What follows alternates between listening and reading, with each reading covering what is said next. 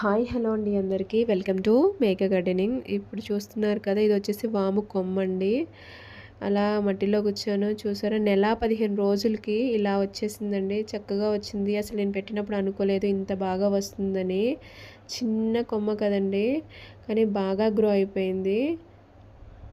ఈ మొక్కలో చాలా ప్రయోజనాలు ఉన్నాయి. ఈ ఆకులను నీళ్ళల్లో మరిగించి తాగినట్లయితే జీర్ణక్రియని మెరుగుపరుస్తుంది.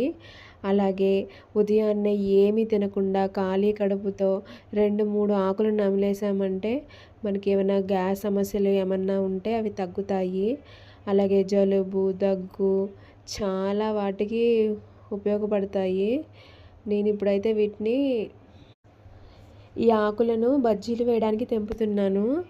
మనం పిల్లలు డైరెక్ట్గా తినమంటే తినరు కదా.